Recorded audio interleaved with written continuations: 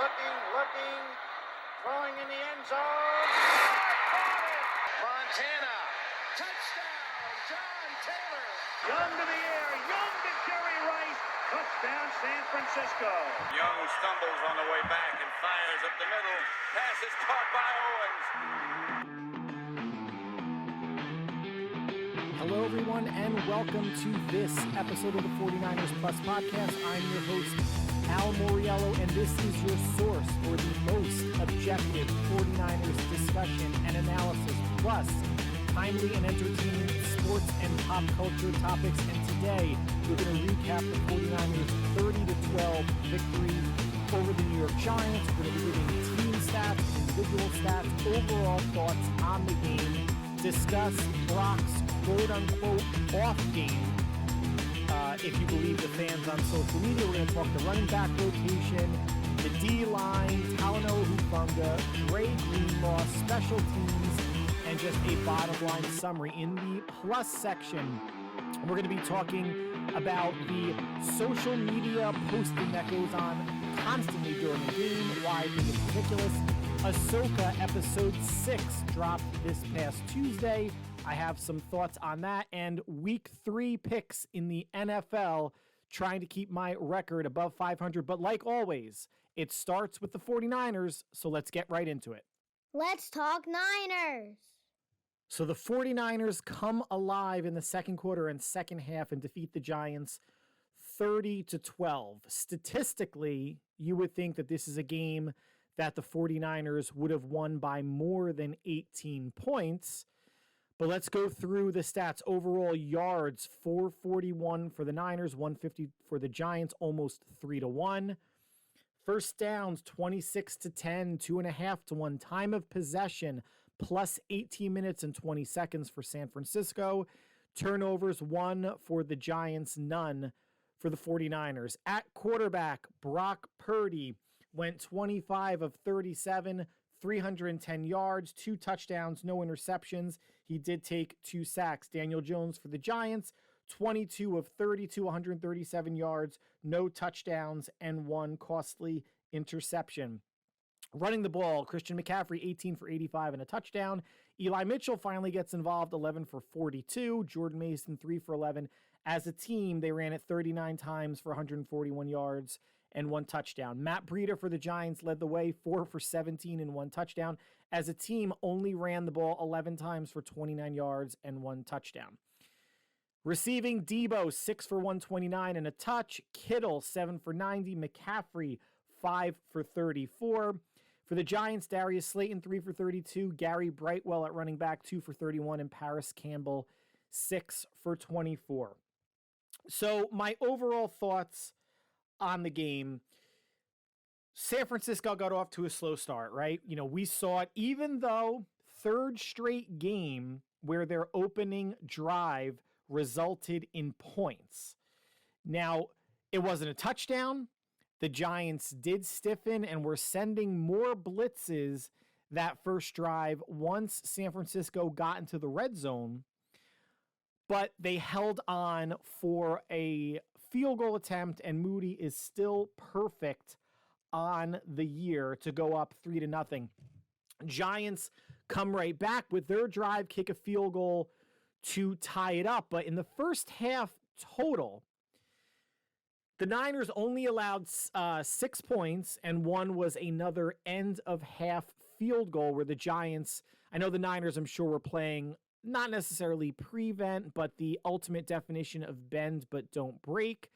The Giants got into field goal range to make it 17-6. But even with a slow start and what many people are calling an off game offensively, at least to begin, and at least by Brock Purdy, they still put up 17 in the first half on their way to 30, which is their average on the season, and they're being very consistent with that. The Niners only punted once in the first half, 2 touchdowns and a field goal. Like I mentioned, the Giants mustering just 2 field goals.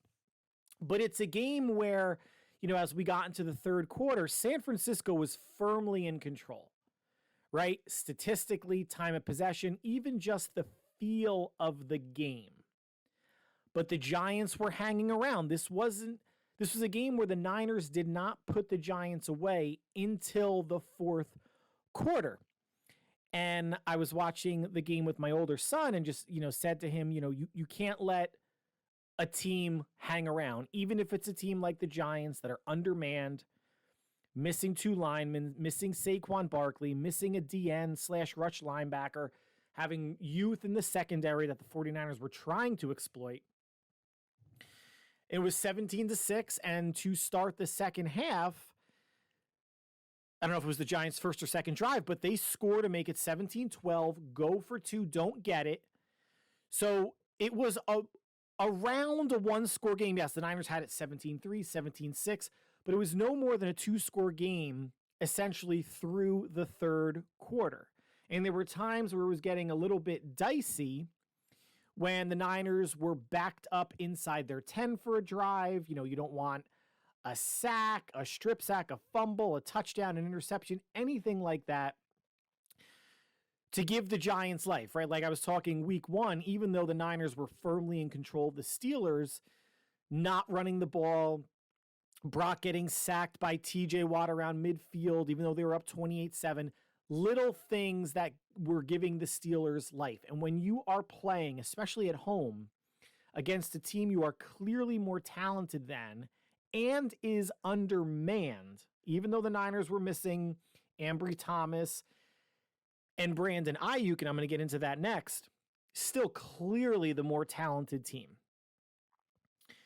So the Giants hung around until the 49ers pulled away in the fourth quarter with a couple field goals and a touchdown. Now, something that I think the Niners missed just from an overall offense standpoint, they won by 18. They were moving the ball well, especially into the second quarter and the second half, both running and passing. But the Giants were obviously playing a lot of man. They did play some zone. They were coming after Purdy. We're going to get into that in terms of blitz rate. But what they missed from Ayuk is his route running. He is by far their best route runner. He is their best wide receiver, and that may include everybody: Deebo, Jennings, Kittle, McCaffrey. And when a team is going to blitz and going to play man or play some bump, they weren't necessarily playing, bump every time that they were playing man or press man, but you want Ayuk out there as the ultimate equalizer because he's such a detailed route runner. Now, Deebo had a big game, right? So what did he go? He went 6 for 129 and a touchdown. Caught a nice deep pass, back shoulder for a touchdown from Purdy in the second half. But a lot of Deebo's routes are, those ins, those slants. I don't want to call them lazy slants, but guys, watching the game, I'm not talking about making a catch or running after the catch, but he was running patterns that we can run. His slants weren't necessarily crisp, right? There was no hard left foot in the ground, slanting to the right over the middle that was really beating the off defender. Defenders were challenging Deebo on ins when he had some separation initially and on slants. Deebo is a bowling ball. You saw what he did with, slip screens, tunnel screens, yards after the catch, catching over the middle, contested catches, a valuable weapon. But in terms of route running, not nearly as polished, not nearly as shifty, and being able to beat one-on-one over the middle, inside or outside, the way Ayuk could. Deebo did step up. I'm not saying he didn't. But Ayuk being in would be a different game. Just like saying if Barkley was in, or their right tackle, their left tackle or right tackle, whoever was missing, and some missing pieces on the defensive end for the Giants. But you could feel in that first half until Purdy got his footing under him that they were missing what Ayuk brings to the table offensively. Now the Giants, I'm trying to piece this together in my mind. They're missing Saquon Barkley, who is, like McCaffrey, a dual threat running back. And I mentioned, the record for Daniel Jones, so much worse when Barkley is out. He still should not be the most important player on the team. And just because you pay Daniel Jones $40 million a year doesn't mean he is now your best or most important offensive player. But generally, quarterback on the vast majority of NFL teams is your most important player. Daniel Jones did not elevate his game during a game in which Saquon Barkley was out to give the Giants a chance. Yes, the Giants hung around. That was more what the 49ers were doing, or the defense was limiting the 49ers offense in the first half, but the Giants offense was non-existent. Daniel Jones needs to be better. Why, Brian Daboll and Mike Kafka, are you only handing it off 11 times all game? The game didn't get away from you until the fourth quarter. 4 rushes for Breida, 7 rushes for your other running backs and Daniel Jones. I think Jones only had 1 or 2 designed carries. Where was the read option? It doesn't matter if Saquon Barkley is in or not. It's still something that the 49ers, I'm sure that they were game planning against it, or at least for Daniel Jones designed runs or pocket breaking runs all week, Monday, Tuesday, Wednesday. But it's something to keep the 49ers defense honest. And I would think even though you're missing your most explosive offensive player, you still need to go to the run to keep the defense honest. Otherwise, you have no play action. Otherwise, Daniel Jones on a read option or a keeper doesn't matter at all. Yeah, the Niners did great. 11 for 29. That's what, 2.5 yards a carry, thereabouts. But just like I mentioned last week, Sean McVay against the Niners, he ran it 40 times for less than 100 yards, but it's just the volume. It helped open things up for Matt Stafford in that offense. Matt Stafford's a better quarterback than Daniel Jones. I don't think he's making as much. Maybe he is. I haven't checked his contract. He's a better quarterback, obviously, than Daniel Jones. But the play calling didn't do Jones any justice or help when half of his game, or whatever percentage you want to assign it, is running, is being mobile, is being an athlete outside or on the edges, outside the tackle box. They didn't establish the run at all. They might not have established the run from a yards per carry standpoint, but they didn't establish it from a volume standpoint, a number of carries. I don't understand it. It was not like the Cowboy game week 1 or the Cardinal game week 2 in the first half. It was a close game.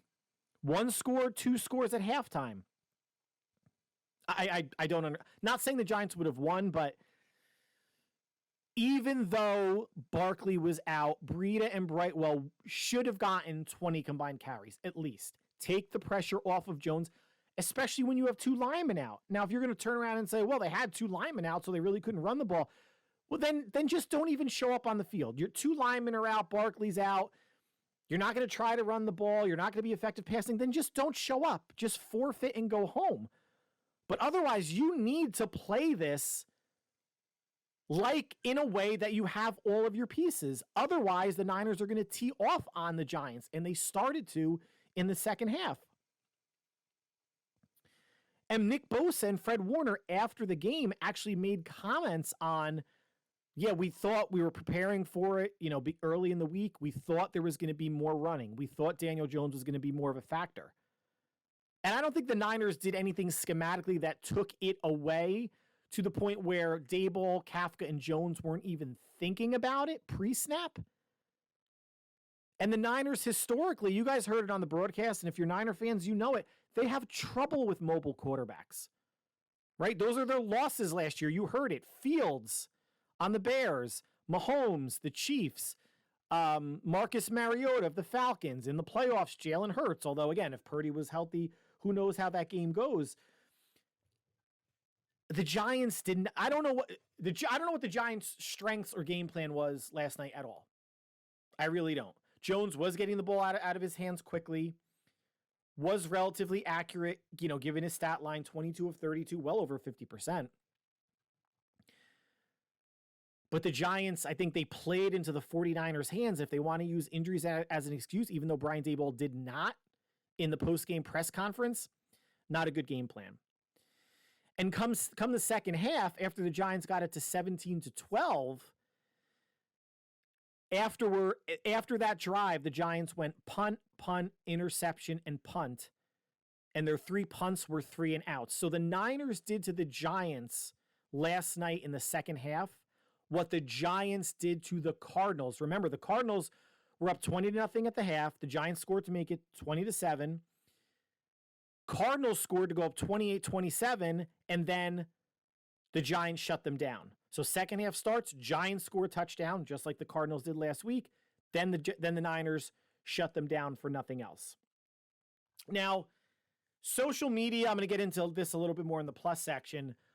Brock, if this is Brock Purdy's off game or a bad game, I will take it 7 out of 7 days a week and 3 times on Sunday. Yes, it started out slow. Yes, Kittle broke up a would-be interception where it looked like the Giants were playing man. They dropped into a zone. Kittle was open on an out route to the right, and Adoree Jackson almost had a pick. Kittle got over and knocked it away. Brock Purdy was not super sharp in the first half. The Giants were sending a whole lot of pressure, and I'm going to get into that, on his dropbacks. He had passes batted down at the line of scrimmage, passes batted up in the air, one of which Ronnie Bell caught inside, I think, the Giants' 20 or 25-yard line. Luck is part of the game. It just goes to show with the injuries that the Giants had, overall, it wasn't the Giants' night. Even tipped balls weren't going the Giants' way. But in the first half, Brock was still 12 of 21, so over 50%, and a touchdown. And he was staring down blitzes and making throws somewhat on target or close to on target that were either getting broken up or contested, by a defender or dropped by, a receiver. Brock didn't blink. Brock is allowed, guys, to have a bad game. And I go on social media, once in the first quarter, once in the second quarter, and here you have people, see, I told you, Brock can't play. Brock can't play against the blitz. This looks like a Jimmy G game. Brock's not good enough. Holy cow, guys. Do you perform your job perfectly at all times, no matter what your job is? Do you have some off days? Maybe there's something on your mind. Maybe you don't follow directions from your boss or your coworkers the right way. Sometimes you get confused. Sometimes there's pressure on you from bosses or sales numbers or whatever it might be, and you don't perform 100%. Newsflash, quarterbacks are allowed to as well. Brock Purdy is allowed to as well. And whenever he stumbles, you have the Brock haters, also known as the Lance Stans, because we just can't use the word fans. We have to change it a couple letters and call it Stans, because the youth today are morons, and they are salivating to throw whatever they can in people's faces of Niner fans that are either Brock fans, team fans, enjoying the game, etc. Why be miserable, folks? Why be miserable during a game where they never trailed? 3-0, 3-3, that was the closest the Giants got it. They were never really in danger of losing this game, and all there is piss, not all, but there's far too much piss and vinegar on social media, Twitter and Reddit. Far too much, and I know that's why they exist. But guys, if you're being negative and constructive, you are not the smart guy or gal. You are not the cool guy or gal because you're being negative during a play or a series of plays when Brock or whomever is not playing, up to your standards, my standards, I'm sure Shanahan's standards as well. This isn't an I told you so. You're not part of the cool cat club because you're critiquing. Well, I don't want to be a homer. I can critique and hold the team accountable when they're not playing well. Yeah, maybe if they had lost this game 30-12, you could hold everyone accountable up to Jed York's child. But Jesus Christ, guys. Brock finished the game completing 67.5% of his passes, 310 yards, his first 300-yard game during the regular season in his career. 2 touchdowns, no interceptions. And the Giants blitzed Brock on 33 of 39 dropbacks, 85%. That would be the 4th highest blitz rate on passes or dropbacks in the past 5 years. Did he flinch? Did he get sacked twice? Once the first sack by Thibodeau wasn't a blitz sack. The second one, the pocket did collapse and he had to eat it. But on blitzes, on these 33 blitzes on 39 dropbacks, Brock was 20 of 31, 247 yards and 2 touchdowns. Calm. Stared it down. He knew it was coming. He saw it coming sometimes, and you would see him throw the ball and kind of turn away from where the ball was going to maybe absorb the hit with his back. Came up the middle, left, right. Didn't flinch. Took some hard hits at times. Didn't flinch. And for everybody out there, again, that's complaining, Brock can't throw deep.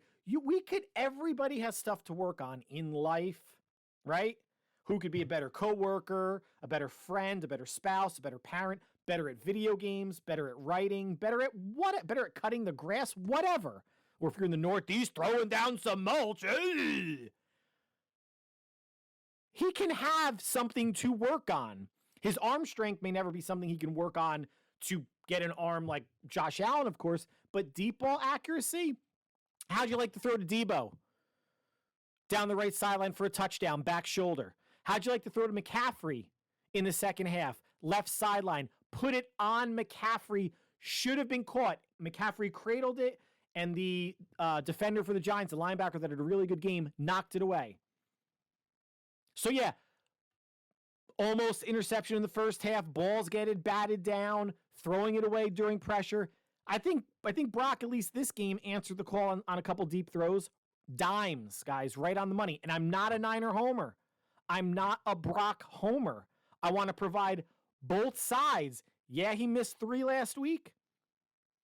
Yeah, that's something to keep the defense honest.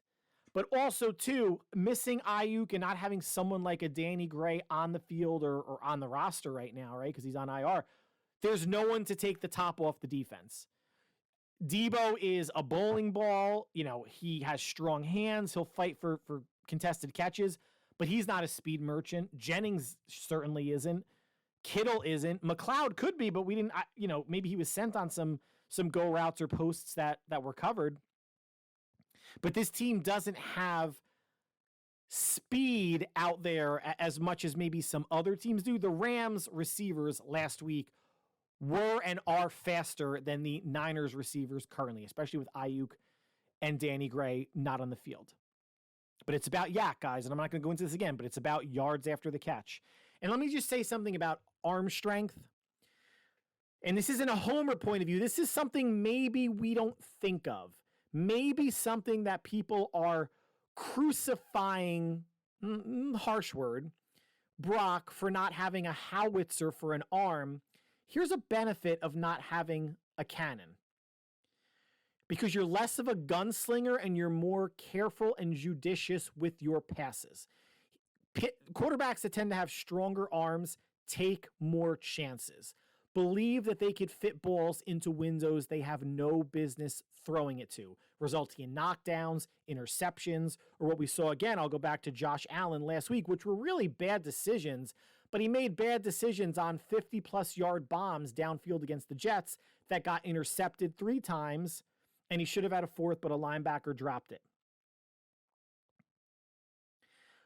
It's about playing quarterback, is about processing plays, defenses, anticipating throws into open windows.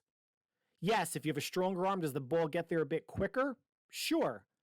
But we've seen the Brett Favres of the world play. The Josh Allens, the Patrick Mahomes sometimes are making plays. For as many highlight plays as you make, there's still some that you're like, I don't think he should have thrown that, or you get lucky because an interception gets batted away or dropped or something. And for any Trey Lance fans that are still here listening, and there's probably not many because I pride myself on having the smartest, most grounded, level-headed, intelligent audience out there. I would take a quarterback that could process faster and get the ball where it needs to be versus someone with a bigger arm that can't process as quickly. That is Trey Lance. Lance has a bigger arm, can't process as quickly. And let's take it a step further, and then we're just going to move on to the next thing. Because you can't process that quickly, negates your big arm. If you can't get to that second, third, or fourth read on a deep pass, it doesn't matter. So Trey Lance is basically a Pentium 3 from the early 2000s, and Brock Purdy is whatever is in your whatever's in your laptops and computers nowadays. I think it's a Pentium i7 or i9, whatever it may be. Faster processing power. Ball might not get there as quick, but the ball gets there. That's what's most important. Now let's talk about running back rotation. So this week, they shaved McCaffrey's carries down a little bit from 20 last week to 18. Eli Mitchell, 11. Jordan Mason, 3. Kyle Juszczyk, 1. And Deebo Samuel, 1. So I know I mentioned the stat last week that even if McCaffrey carries the ball 20 times a game over 17 games and he stays healthy, that's 340 carries. Too much. 18 carries at 17 games if he stays healthy is 306 carries, which is still too much. Early in the season, if they want to use him a little bit more to get to a fast start, they're 3-0. Win some games. They got Arizona next week and then the Cowboys coming up. Big game. McCaffrey cannot and should not be a 306 carry running back. Good to see Mitchell get 11 carries, and when the game was in hand with under 5 minutes to go, McCaffrey didn't come back in, which was fantastic to see. And in fact, in the second drive offensively, McCaffrey was out and Mitchell came back in. So they're getting Mitchell involved early on. I don't know what the magic, well, I guess the magic number is under 300 carries because he's going to have, 3 to 5 receptions a game. So you're talking that's going to be another, let's be conservative, say 50 receptions. So even if he goes 275 carries plus 50 receptions is 325 touches, plus how about plays that he's just running out there or blocking or a decoy or whatever. Wear and tear is a thing. McCaffrey has an injury history. I don't know what the perfect mix is. It's not like you're going to give McCaffrey 15 runs and Mitchell 15 runs, every game. It's not going to be even, but this is trending in the right direction in terms of the split. Maybe you shave 2 off of McCaffrey, get him down to 16, give 2 more to Mason. Maybe it's like a 15, 10, and 5 situation. That gets you to 30 rushes. I don't know, but the numbers are going down. It was 22 or 24 week 1, 20 week 2, 18 week 3. Just, again, obviously something to monitor. And since I give stats to start every podcast, it's something that we're probably going to talk about, especially when the number hits 20 or above. Now, the D-line, even though they only had 2 sacks, Javon Hargrave and Nick Bosa on the almost safety. And again, that was another funny thing on social media. So many people that are 49er content creators, or far too many, complaining, how wasn't that a safety? Almost as if they've never watched a football game in their life. Where you get tackled, where your forward momentum is stopped, is where the ball is placed. Jesus. Don't have a blue check mark in front of your name, or don't have a podcast or be a content creator if you don't know a simple rule like that, guys. Come on. But even though the D-line only got there twice, it caused the ball to come out of Daniel Jones' hands fast. And the Giants were more chipping away than taking shots by anything deep. And all this that we heard about, Jalen Wyatt, I think he was the Blitnikoff winner, best receiver in the nation from Tennessee. He's got speed. So does Slayton. Where were the deep shots? There was one on Darren Waller where Diamondor Lenore on the left sideline got called for pass interference. Pretty good coverage. It was not egregious pass interference. And they tried it again later on the right-hand side with Isaiah Oliver in coverage. That one was incomplete. But I'm not seeing, the speed or the better weapons that the Giants have now than they did last year. And Hyatt's a rookie. He'll get better the second half of the season.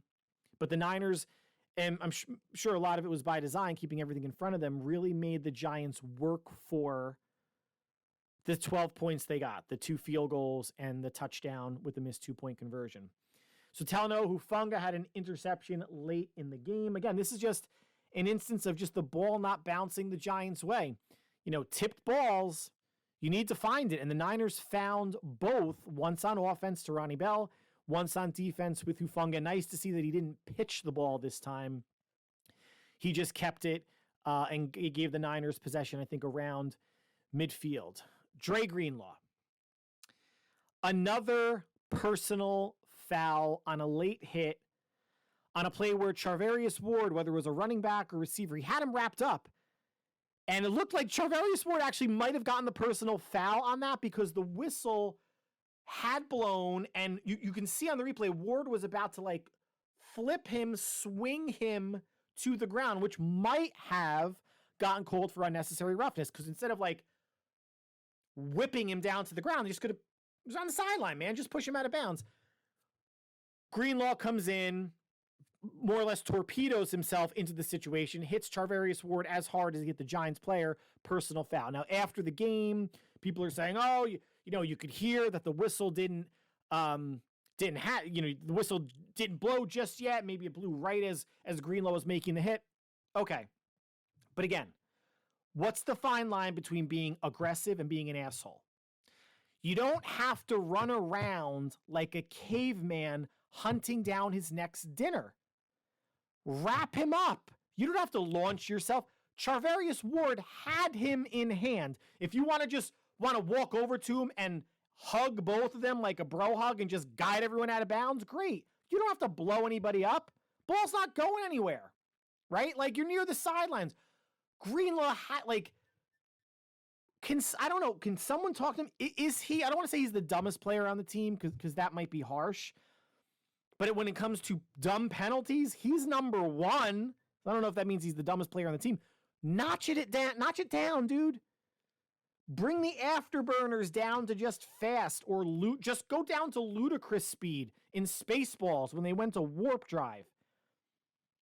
Come on, it's just getting, again, it didn't hurt them this game, but it's getting tiresome because you don't see anyone else on defense do it. And certainly no one else on offense. Special teams, another running into the punt returner penalty. This was on Gene Charles, someone who was elevated from the practice squad. It wasn't on Trey Swilling, who both cornerbacks now Swilling is part of the 53-man roster. Again, why are we getting so close to the punt returner? Isn't there a halo, 2-3 yards, or whatever it may be? And once you see the fair catch hand go up, why are you running down so fast to get that close to him? Gather yourself. Again, we don't have to play out of control I don't say all the time, but certain players don't have to play out of control. Because how often do you see that, guys, right? A defensive player running super fast, not breaking down, and a punt return or a running back, a receiver, putting a foot in the ground, juke, and using that speed, that momentum, that force against the defender and going another direction. It's okay to slow down. I'm not saying crawl to a stop, but you could play, guys, you could play a little more under control. They can. The defense played great yesterday, but cleaning up the stupid stuff would make them slightly better. I mean, it's obviously not going to be game-changing type things, right? But it would help. Now, the bottom line of this game is the 49ers took care of business on a short week against a team they were better than, against a team that was undermanned. It might not have looked fantastic in the first half, but they were up 11. They're up 17-6 going into halftime. And that difference covers the spread. It was a 10.5-point spread. So they did what Vegas thought they were going to do. Giants come out in the second half, answer with a touchdown, get it to 5. Then the Niners pull away, scoring the next 13 to win by 18. Good teams or very good teams like the 49ers are supposed to beat bad teams. I don't want to call the Giants a bad team because they were game for 2.5 quarters, right? But they were undermanned. They were not on the 49ers level at full strength, and they certainly are not on the 49ers level at who they had out there active last night. But the 49ers dominated that game statistically, time of possession, and points-wise. They won 30-12. You don't have to beat a team 35-7 to feel good about how well you dominated a team. Just because the Cowboys dominated them 40-0, beating the Giants 30-12 doesn't mean the Niners are a lesser team. We don't need to have a 35 point victory to feel good about a complete win, complete domination. Moody still perfect on the year for field goals. Purdy throwing for 300 yards. Purdy still not throwing an interception. McCaffrey getting into the end zone again. Deebo having a good game. Kittle having a good game, going 7 for 90. And Brock unflinching in the face of blitzes 85% of his dropbacks. I don't think he's going to see a percentage that high again unless teams are going to try to emulate what the Giants did. And Brock still beat him. Brock still beat the blitz. And I think he was the number 1 rated quarterback last year. Granted, it was only 7 regular season games against the blitz. Niners took care of business, get a victory, go to 3-0 in the NFC West, and they will have an extended amount of time, 10 or 11 games, until they host Arizona a week from this upcoming Sunday. I'm going to go over that game in the next podcast next week. This was just to recap the Thursday night game against the Giants. And listen, Thursday night games aren't great, but in a weird way, it's good to get one early, week 3. So now you have a mini bye heading into week 4. And then later on in the season, I think their bye is week 9, week 8 or 9. So then you have a bye there at the midseason point. Then you have, I think, 8 or 9 straight games to end the season. So a little bit of a rest now, a rest come week 8 or week 9, and then the sprints to the latter half of the season where they're going to have more home games, or I think maybe a good number of home games to end the season. I think probably maybe an equal number or one more in the second half of the season, the first half of the season. So all good things, guys. Don't get down. You see anything on social about Brock, don't get down about the slow start. It's not how you start, it's how you finish. And they finished on a 13-0 run to beat the Giants by 18. So that concludes the 49ers section of the podcast. Please stick around. We're going to be talking about people who can't get the F off social media during a game. We're going to be talking about Ahsoka, episode 6. I'm going to make my week 3 NFL picks. Stay right here. It's plus time. All right, and this is something I think I touched upon last podcast, and I still can't wrap my head around it. I'm not a boomer. I'm not an old man. I'm not beyond the age where social media was kind of taking hold in society. But I find it so ridiculous how much people are posting almost a play-by-play during a football game, and I'm sure this goes for really any sporting event. Any media, if you're not an actual famous media personality, and you're a content creator, or you're someone who's like a well-known 49er fan on social media, Twitter, whatever, you're still a nobody, right? Like, let's just break it down. Even if you're getting monetized, and God bless if you are on YouTube or whatever, you're still a nobody. You're a glorified fan, and that's okay. I don't understand the mentality of posting essentially a play-by-play. I said this last week. I can multitask. I can watch a game and look down at my phone. And I do think there is something different between sending texts to like a group of friends or a friend, if I'm watching a Steeler game, and my buddy who's a Steeler fan, text him about, what's going on? Or he'll do the same to me, watching a Niner game, or have a group of friends from college. When when we know we're all watching games, because someone will start the text like, did you see that hit? Or if it could be a baseball game or whatever. I think that's a little bit different because you are not claiming this self-importance of, look here, Twitterverse or social media verse, I've put something out there for you all to see, and you're going to comment on. You're commenting to a friend, other people that are watching, other people that have like interests, folks that you've known for, 5, 10, 15, 20, 25 years, whatever. And it's a smaller group of folks versus putting something out there into the ether. And again, I'm not a boomer. I'm not totally casting stones or shade, as the young a-holes say. at people that do it. I don't understand it. Again, we've waited so long for football to come back that enjoy the games. Stop dry humping your phone, put it down, because it's not like you guys are posting once a quarter. If you're even posting once a drive, I would be shocked. It's probably more than that. Watch the game. Maybe put it down. Maybe at the end of the quarter if you want to post something. If you feel like you're that important and you need to share your thoughts in real time with other folks that can't get laid, then go ahead. But I don't get it. And the why I actually wanted to talk about this again is because a couple days ago I saw someone out there, and obviously not going to give names, made a post saying that there was an unfortunate death in the family and that he or she was not going to be posting today, just needed time to decompress. And, I think the last part was, thank you for your understanding. And there might've been something else, thoughts and prayers to my family, etc. And I had to take a picture of that. Thank you for your understanding. Who the fuck are you? That people are living off of your every word on Twitter, that you have to send a tweet, which is not tweets anymore, they're called posts, but a posts to your followers that you're not going to be posting for a day? Are you serious? It's not your boss. If you aren't going to come to work today, yeah, you let your boss or your team or HR or whoever you need to let know that you're not going to be performing your duties today or coming into work or whatever because you have a death in the family.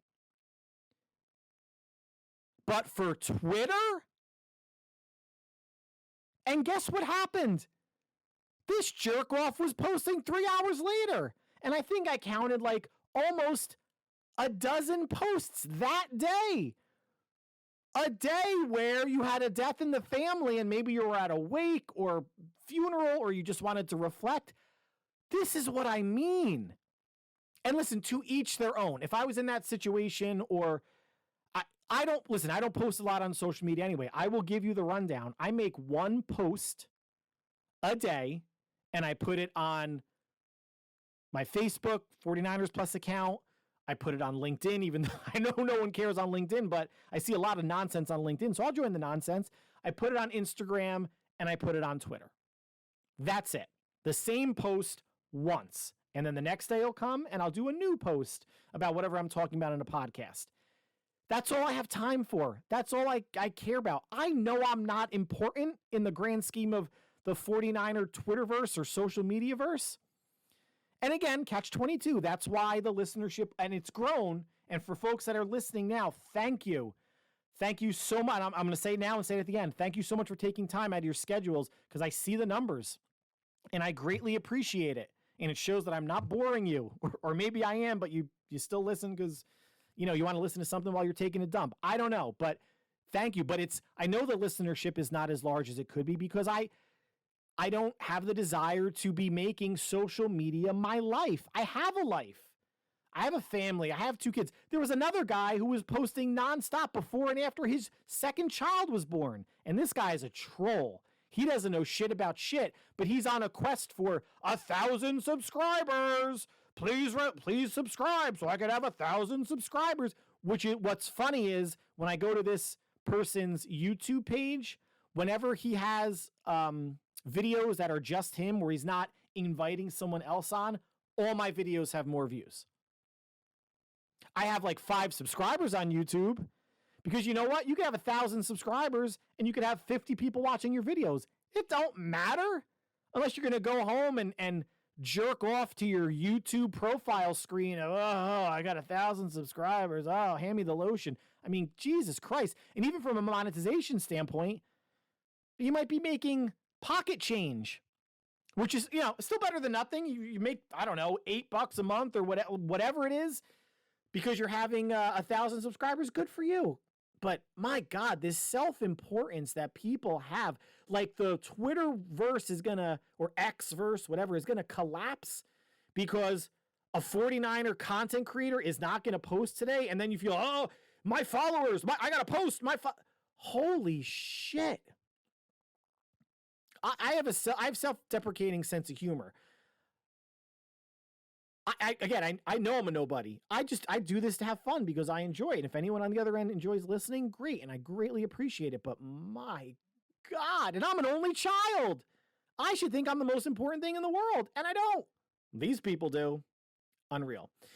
Now let's transition to Star Wars. Ahsoka episode 6 dropped. At this point, it was 6 days ago, and the new episode comes out tomorrow. I'm sorry, no, today's Friday. Jesus. Comes out next Tuesday. But episode 6 is the one that I and Star Wars fans have been waiting for because the bad guys and Ahsoka are on their way to another galaxy and to a planet to face down Grand Admiral Thrawn. And what was really cool, the way it began, was Ahsoka and her droid are, again, kind of in the mouth of a space whale called Purgles, who are in hyperspace heading to the planet Peridia, which actually, Ahsoka's hoping they're going there to meet up with the bad guys, Grand Admiral Thrawn, and hopefully rescue Sabine Wren. But they're in the whale as they're flying, and Ahsoka asks her droid companion for a story. And what's interesting is the planet that they're going to is in another galaxy, and there were stories that they would tell the younglings in the Jedi Temple about, stories from long ago in another galaxy, what was happening. And the stories, I guess, are going to wind up being true because this planet does exist. But the droid starts the story off with a long time ago in a galaxy far, far away. And then it cut to the title screen, which I just thought was awesome. So if you haven't watched it yet and it came out on Tuesday, I'm recording this on Friday, too bad, skip ahead or just listen.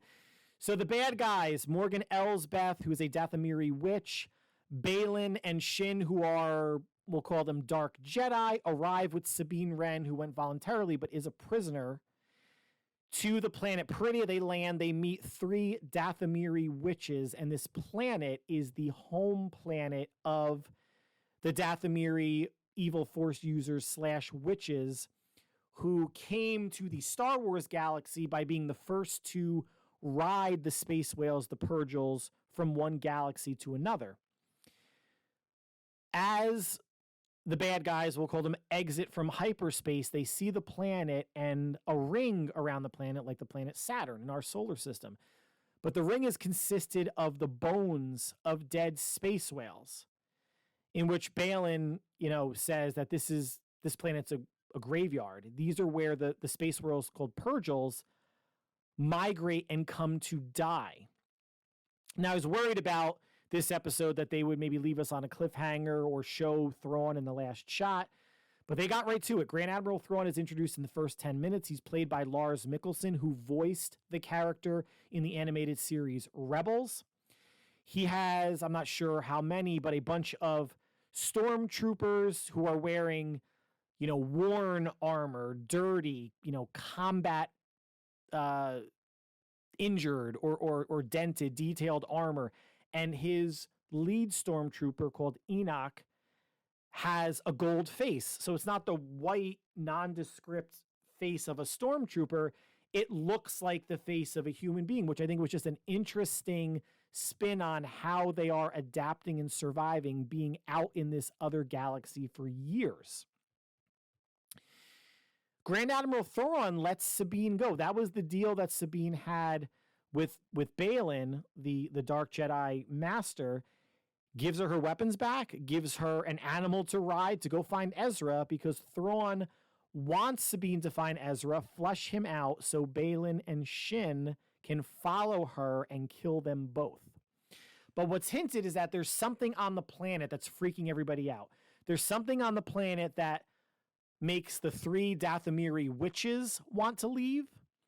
Thrawn wants to leave. He makes a note of something on the planet that it sounds like the stormtroopers and he are battling with, which he has his own Star Destroyer, which makes me think, well, maybe you just don't go down on the planet unless you have to go down there to get food or supplies or something. You're in orbit, dude. You're safe.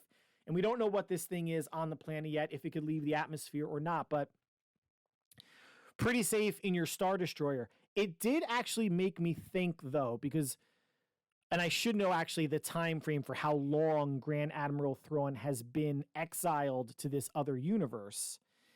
Rebels came out right before Star Wars A New Hope, and this is after Return of the Jedi.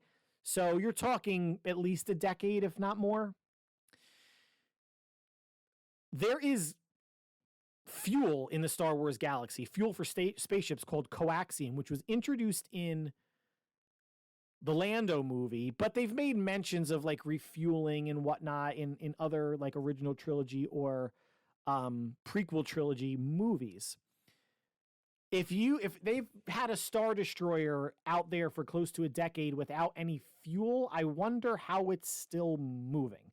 Now, they did show that in one of the shots of the Star Destroyer as it was kind of like docking or hovering over the planet, that the 3 main big engines were not firing. It was their 4 smaller engines.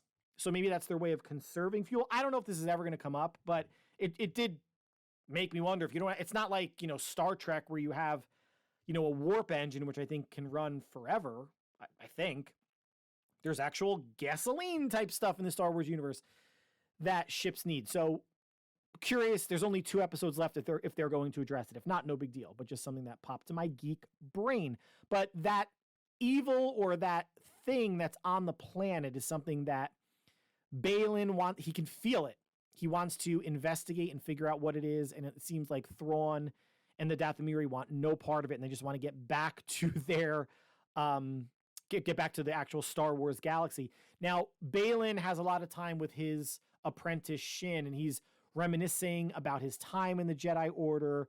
He was a youngling or a Jedi at the time, someone that Grand Admiral Thrawn knows of. He knows of Balin.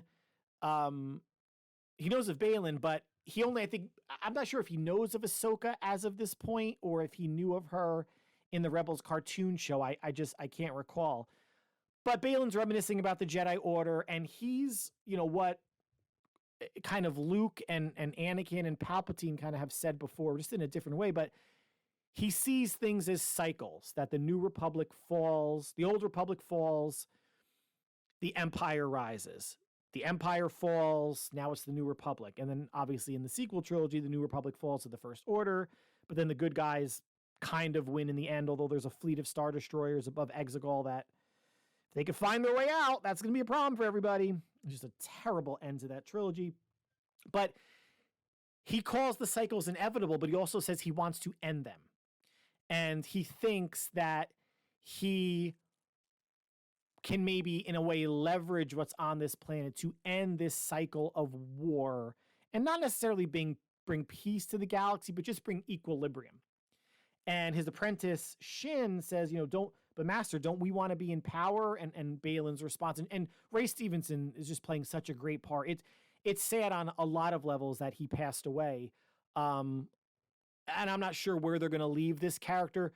Ray Stevenson passed away after filming was complete, so whether Balin's story ends in Ahsoka at season 1, and I'm not sure if there's a season 2 or not, he and his apprentice are interesting, and I would love to see their story carry beyond Ahsoka season 1. If that means recasting Ray Stevenson, they're going to have to do it. But Ray Stevenson's playing a fantastic part. But he says that power's fleeting, and it's fleeting because there are these cycles, right? Yeah, you may be in power for a decade or so. Like the Empire wasn't in power for all that long.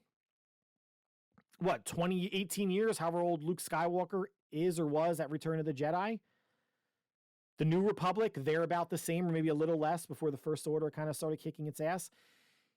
Now, so Sabine goes out into the planet. She meets some mercenaries who she fights and defeats, and she winds up getting some help from some, we're going to call them like small snail/turtle-like biped people who can stand on 2 legs. Can't understand her words, but they recognize the symbol of the rebellion on her Mandalorian armor, and one of these snail characters have that.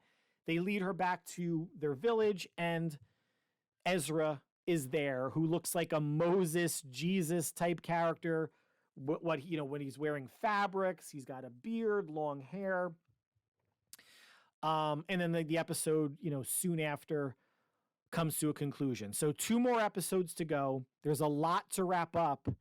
I'm hoping there's going to be a season 2, because if that comes out, it'll probably come out in 2025, and then probably in 2027 is where Dave Filoni's movie, which will include what's going on in Ahsoka, what's going on in The Mandalorian, and anything else during this time period before Episode 7, The Force Awakens, will be released. But again, if you're a Star Wars fan and you're not watching it, you should. And if you are a Star Wars fan, hopefully you're enjoying it, because this is some of the best and most fun Star Wars in a long time. And the Star Wars, even though Disney's getting a bad rap, right? The sequel trilogy, not great. Started out pretty good with The Force Awakens, then kind of petered out. We've gotten some good TV. We've gotten The Mandalorian. We've gotten the 7th season of animated Star Wars, The Clone Wars. We've gotten 4 seasons of Rebels, which was fantastic. We've gotten the Book of Boba Fett. We've gotten Obi-Wan Kenobi show. We've gotten Andor, which is fantastic. And we've gotten Ahsoka, which is very good as well. So Disney is not ruining Star Wars. Disney is giving us more Star Wars content than we've ever had. Is it all A+? No, but I think it ranges from like B, like say an A to maybe a C+, B-. I'll take that. And I think almost everything I've seen TV-wise is better than the sequel trilogy. Maybe Book of Boba Fett is kind of on par. That wasn't too great. But I'll be bummed when this is over. Only 2 more weeks, and it's gotten really good. And I hope, in a way, if it ends on a major cliffhanger, that's awesome, because then anticipation for what's next. But then it also sucks because it ends on a major cliffhanger. And, it's not going to be a wrapped up story already, because we know of the story that Dave Filoni will be writing and directing that will be wrapping everything up. Now, moving on from Star Wars to the NFL, let's go week 3 picks. Last week, slightly better, 10-6. I am 19-13 overall. Nothing to brag about, but over 500, so I'll take it. So let's start with the 1 o'clock games. Tennessee at Cleveland. Cleveland did not look great at Pittsburgh on Monday night. Nick Chubb's knee exploded. Feels so bad for him. The second time he's going to have to undergo reconstructive surgery, knee surgery. But I think Cleveland signing Kareem Hunt with Jerome Ford now as the starter at running back, and that very, very good defense will beat the Titans. Atlanta at Detroit. The 2-0 Falcons at the 1-1 Lions after dropping an overtime game at home to Seattle. Jared Goff, much better at home. Averages 1 touchdown more passing per game. Atlanta's going to slow this game down. They're going to try to run the ball down Detroit's throat, and they probably will have some success. But I think Detroit does enough to get the win. New Orleans, 2-0 at the 1-1 Packers, the home opener for the Packers. New Orleans playing really well defensively. Granted, they had Carolina last Monday night, and Carolina's pretty much offensively challenged, especially with rookie Bryce Young at quarterback. Jordan Love, another 3-touchdown game in the loss at Atlanta. I think trusting Jordan Love, protect the football. He only had 151 yards passing last week against the Falcons in their 25-24 loss. But I think he will play an efficient game, and I think the Packers will get the win at home. Denver at Miami. This isn't going to be a track meet, or if it is, it's going to be a one-way track meet. Denver, I don't think even though they have a decent defense, they do not have much of a chance to slow Miami down and put up enough points to win this one. So I will take the Dolphins. The Chargers at the Vikings should be a fun game. And if it's a game that you're looking to make some bets, I think this is one where you can maybe take the over. The Chargers, there was a stat where that they're the only team that's had, over 500 yards of off, or over 800 yards of offense, or something crazy, yardage-wise, not turn the ball over in their first 2 games and still be 0-2. They're going to win this game. Minnesota's defense is not good.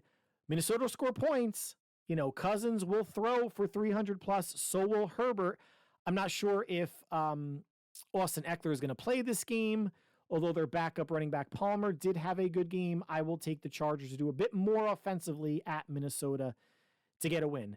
New England at the Jets. I'm going to take New England. I think Belichick and company will do more to limit Zach Wilson than the Jets will do defensively to limit Mac Jones. I think this will be an ugly game. I think the Jets obviously defensively can hold down the Patriots. They didn't show it at all last week against the Cowboys, but Zach Wilson is going to have a problem figuring out what Belichick is doing. It's probably going to lead to a couple interceptions. The only way the Jets really win this game is they have to devote to the run. They have to give Breece Hall and Dalvin Cook 15 plus carries each. And again, Garrett Wilson cannot be the reason why they lose, but he probably will be.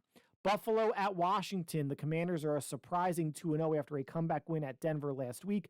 Buffalo annihilated the Raiders as a bounce-back win at home in Buffalo last week. I think Buffalo, just, again, the more talented team, they will handle Washington. Houston at Jacksonville. Houston, I picked them to beat the Colts last week in the Houston's, I think, home opener. Could not do it. Jacksonville played valiantly, 17-9. They lost against the Chiefs. They're home again this week. They will beat the Texans. Indianapolis at Baltimore. So Anthony Richardson is still in concussion protocol. He is questionable. If it's not Richardson, it'll be Gardner Minshew. Either way, I think the Ravens at 2-0 get the victory. Carolina at Seattle. So Bryce Young, quarterback for the Panthers, has been ruled out. Going to Seattle, so it's going to be Andy Dalton at quarterback for the Panthers. I think either way, and at this point, Dalton might be a step up, but I think Seattle at home against an offensively challenged team, the Seahawks get the win. Chicago at Kansas City. Chiefs are going to win. The only thing that we're going to talk about here this game is what Justin Fields said a few days ago about needing his instincts to take over, not thinking it's too many voices in his head, but softly pointed at coaching in a press conference. And then immediately later that day, with reporters around his locker, said, I will never blame the coaching staff. I'll never blame my players. Even if it's a drop pass, I'll say, put it on me. I should have made a better pass. And then yesterday I saw a video clip of Justin Fields seeing cameras on him. So he called his head coach over. They gave a hug, waving at the camera. So I think that was really much ado about nothing. The bigger issue is Justin Fields basically saying he's having problems processing. And if that's the case, they really have to simplify the offense for him. And if that's the case, that's sad because it's Justin Fields' third year now in the league. All that being said, Chiefs win. Dallas at Arizona. Cowboys in a laugher, even though they lost cornerback Trayvon Diggs to a torn ACL. Dallas is going to run away with this one. If you want, take Dallas laying the points. Pittsburgh at Las Vegas on Sunday night. I think it should be a pretty good game. Pittsburgh's defense, all in all, has played well the past couple games. But I think the Raiders, Garoppolo has played pretty well in his first two starts. They have to get Josh Jacobs more involved. It looks like Garoppolo has a pretty good connection and chemistry with Devontae Adams. I think Las Vegas at home finds a way to beat Pittsburgh. And listen, Kenny Pickett has not looked good. Najee Harris at running back for the Steelers has looked worse. Their pass rush for the Steelers defense has been what's kept them or helped defeat the Browns last week on Monday night. But I think the Raiders, a bit more explosive offensively, even though they didn't show it in Buffalo, will get the victory. Monday night, another doubleheader because of NFL greed. Game one, battle of 2-0 teams. Who would have thought this? Eagles, we would have thought it. The Buccaneers, not so much. So Philadelphia at Tampa Bay. I think Philadelphia is going to be too much for Tampa. I think Tampa will be feisty. I don't think the Eagles go in and walk all over the Buccaneers. Tampa has shown some fight and played some pretty good defense their first two games, albeit against not great teams. And last week, it was, I'm drawing a blank on who they were playing. Regardless, Baker Mayfield has started the year off 490 passing yards, 69% completion percentage, and 3 touchdowns. But I think Philadelphia, too much for the Bucs. They get the win to go to 3-0. And the Rams at the Bengals is the second game, the 8:15 game. Now, Joe Burrow, questionable, tweaked his ankle that he had issues with in training camp. I would be surprised if they let him play. Now, the Bengals are 0-2. You don't want to go 0-3, especially if the Ravens take care of business against the Colts on Sunday. And maybe they look at that, and if the Colts sneak an upset. Maybe they sit Burrow. But either way, Burrow's not going to be 100%. You want to be careful. Again, I've said it last podcast, that irritated calf, pulled calf to a torn Achilles is a thing. You don't want to rush him. I'm going to make this pick assuming Burrow doesn't play, and the Bengals thinking that they can get away with Jake Browning, a first-year player out of the University of Washington, at quarterback. In that case, I think the Rams win. And that's going to be my pick. I think the Rams have been more impressive than people think.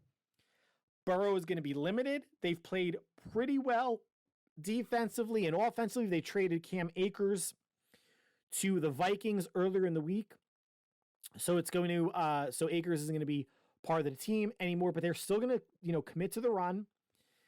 They ran the ball consistently, quantity and frequency wise, against the 49ers last week. I anticipate the same thing this week. I don't have a whole lot of confidence in this pick, and if Burrow plays and is relatively healthy, then the Bengals probably win by 2 scores. But erring on the side of caution, at least in my pick, and what I think the Bengals will do. Now, maybe they already announced that he's going to play, but I think they're going to take it to game time. I think Burrow's going to be a game time decision, or at the very least, they're going to announce it sometime tomorrow on Saturday. But I will pick the Rams in the second Monday night game. And that concludes the podcast for this week. As I said, maybe 20 minutes ago, thank you so much for listening, guys. I see the numbers. I appreciate it. I appreciate you taking time out of your day to listen to the 49er breakdown. We went over some social media craziness, Ahsoka, episode 6, and some NFL picks. So coming to you on a Friday devoted really to the recap and some week 2 picks. So enjoy the college football, big college football game. I think it's Ohio State at Notre Dame. Whoever loses that game, I win, since I hate both schools. You have Florida State at Clemson, which should be a pretty good game. And some others on the docket that I'll be watching. Baseball going on as well. WNBA playoffs. NFL slate Sunday into Monday with 2 games. Whatever you're watching, whatever you're doing, enjoy. Stay happy, stay healthy, stay safe. And we will talk early next week, whether it's a Tuesday or Wednesday. I am uncertain when the next one will drop. But obviously will not be Monday, since the Niners have a Friday game. So enjoy the weekend. We will talk soon. Take care.